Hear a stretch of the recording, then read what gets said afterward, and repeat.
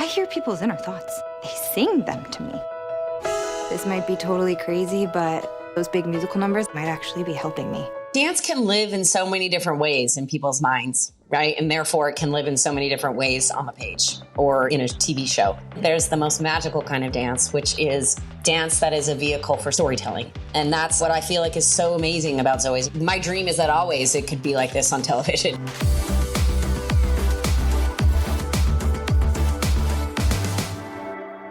I, as a choreographer, am involved in the really early stages of the outline. So I get to work really closely with the showrunner and creator, Austin Winsberg, and the writers. And so I get all their crazy ideas way ahead of time, which is really, really fun. Well, hello, darling. It's so nice to have you back where you belong. There's nothing more fragile than someone being in front of you that has never done something before. It's great when we get it out on camera and audiences get to see it and they're affected by it. But to me, I feel so lucky that I get to be in those creation moments and we don't just rehearse for 2 minutes and put it up. There's a lot of work that goes in with the cast coming back for rehearsals and coaching and training them and getting them ready for camera. Most of them would say that I'm not a dancer, but I don't agree. We'll take the trail marked on your father's map. Oh, kiss me. In episode 8, it's Zoey's 30th birthday. It's all about how everyone at the party wants to make out with the person next to them, but nobody wants to make out with Zoey. And she's basically seeing this heart song, unfold in front of her. I remember trying to figure out this weird choreography thing. Austin wanted both Mo and Harry to have drinks, but they can't dance with drinks. So I was like, how am I going to get rid of these drinks? But what's wonderful is sometimes these challenges and parameters give you like real creative license to try some things. So in the dance, I actually created this moment where Mo takes his arm back with the drink and then Zoey takes the drink out of the hand and then Perry does the same thing and then Zoey has both the drinks and true to Jane, incredible fashion. In the moment, she was just like, cheers to me. And I loved that moment in it. I thought it was so, so fun. Let's get loud. Let's get loud.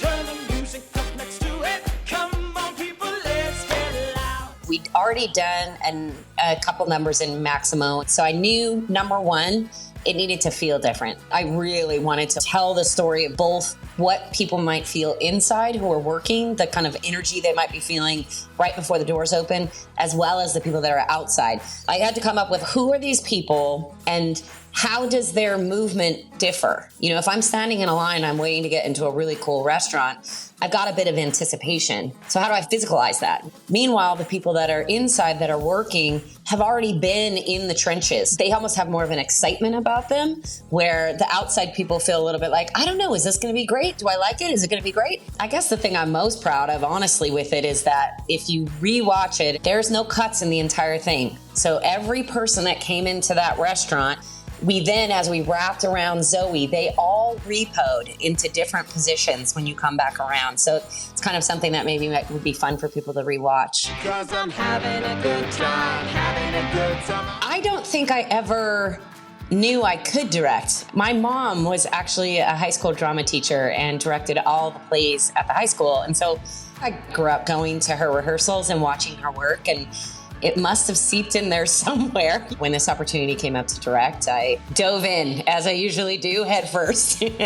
In the race, in episode 11, Austin was breaking the story a little bit before Christmas. So over the holiday break, actually, he kept texting me and saying like, ooh, I've got a big one for you, and I never know if that's like a scary thing or if that's actually like something I should be excited about. And he said, okay, so I want to do this moment where hundreds of people are singing a heart song and Zoey's in the middle of it with Max. And she realizes that he doesn't feel the same way, but everyone else is all excited about it. So all over the holiday break, it was over for me because all I kept thinking about was how am I going to pull this off? Just as any creation goes, I think it just is overwhelming at first. And then you start to kind of piece it, like you get it back down to its foundation and you piece it together just a little bit at a time. And eventually it becomes what happens on camera. I think one of the most exciting parts about being able to direct and choreograph is that it was like so nice to be able to envision something and create something that I knew how it should be seen. I knew how it should be shot. And, on our show, obviously, we do a lot of these kind of longer takes or, what's called oneers, obviously. And I knew in this one, I wanted the language to be the same. I wanted to be in the race with Zoey and Max and all the people that were racing. And I wanted to feel like the race was all around us. Obviously, we have tons and tons of people. It's really nice to be able to go high, but I had to figure out how I was going to get her up a level. And then I was like, the old shoulder sit would maybe motivate the camera being able to come up and see that there are hundreds and hundreds of people dancing and singing. Once I knew that I wanted to start within the race, so on the eye level, and then I wanted to end in these kind of like higher up, kind of high and wide shot, I guess you'd say. Then it became the logistics of how do we use only 150 people? Because we are in COVID. And so you can't hire 500, 1,000 people. First of all, it doesn't work with the budget ever. And it's not safe. So we ended up with my AD, Pascal, really mapping out the day and, a little bit of secret sauce for everybody, maximizing a minimum amount of bodies in a space. So there was a lot of taking this group over here and shifting them around and moving them back, taking this group over here, making sure the people that were in the back are now in the front. So you kind of never had a sense of how many people were there until the end. And then obviously the beauty of post-production allows us to have more people than were actually there. So we only had about 40 dancers in all. We had about 100 extras. And it ended up looking like, 600 people. I'm in a New York state of mind.